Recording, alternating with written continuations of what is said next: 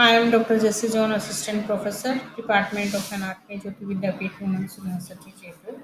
And today we will discuss anatomy of the Simpson's fascia. नमस्ते हमेशा खुश रहो बिटिया.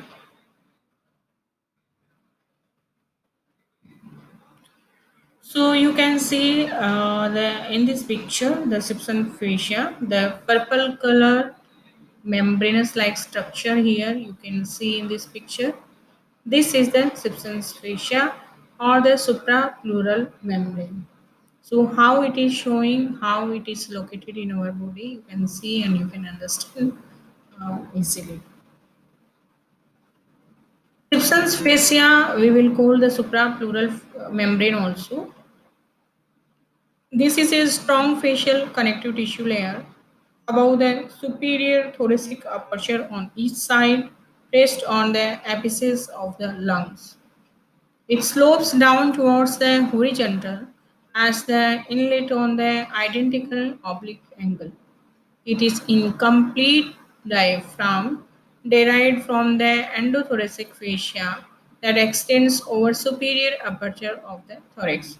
It can be said to be an extension of the tendinous attachment of the scalenus minimus muscle. So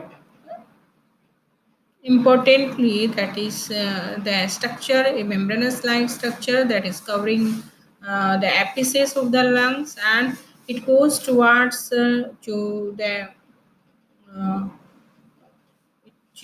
goes towards to the neck of the um, neck region.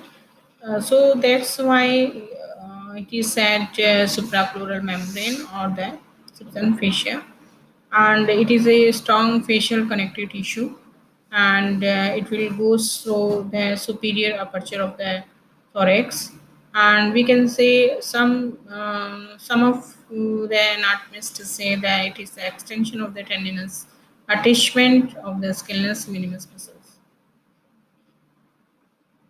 So you can see in this picture, this is the Simpson fascia. Actually, this covered the apices of the lungs, and so it protect the apices of the lungs from superiorly. So how the attachment showing this picture you can see, and how in a horizontal section it can seen. It is a flat and lies in the oblique plane of the thoracic inlet with a cervical dome of pleural attached to its undersurface, and it is lying on it are the subclavian vessels and other structures in the root of the neck. So, in this on the suprapleural membrane, there are some structures that are subclavian vessels and other structures that present in the root of the neck. They are lying on this suprapleural membrane. Now we will discuss the structure of this substance fascia. This is the triangular in shape, and its apex is attached to the tip of the transfer process of the seventh cervical vertebrae, and the base is attached to the medial margin of the first rib along with costal cartilage. And deep portion of the membrane can be quite strong and aponeurotic, and the scalenus minimus muscle occasionally swaps the deep or posterior portion of the membrane. Now we will see the most important thing, that is the attachment. We will see how it will attach anteriorly.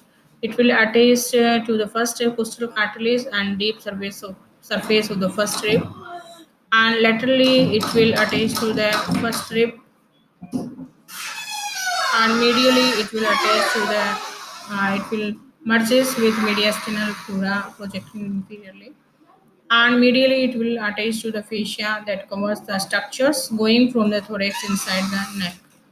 Now we'll see the posteriorly the attachment of the substance fascia. It will attach to the transfer process of C7 vertebra. Now we'll see the inferiorly the dome of the cervical pleura of the lung. We can see here inferiorly, and superiorly the structures at the base of the neck, at the root of the neck, as subclavian vessels, and other structures will lying on the superiorly on it. Now you can see the picture, and here you can see how it will attached to the transfer process of the C7 vertebra, and it is the origin of the first rib. You can see here in this picture, and how the structures that lying on the superiorly and what is the deep inside inferiorly you can see very clearly. The superior surface is associated with the subclavian vessels, and inferior surface is related to the cervical pleura covering the apex of the lung. So you can see here the membrane that is lying in between the transfer process of C7 vertebra and the first rib. Now we will see the what is the function of the substance fascia.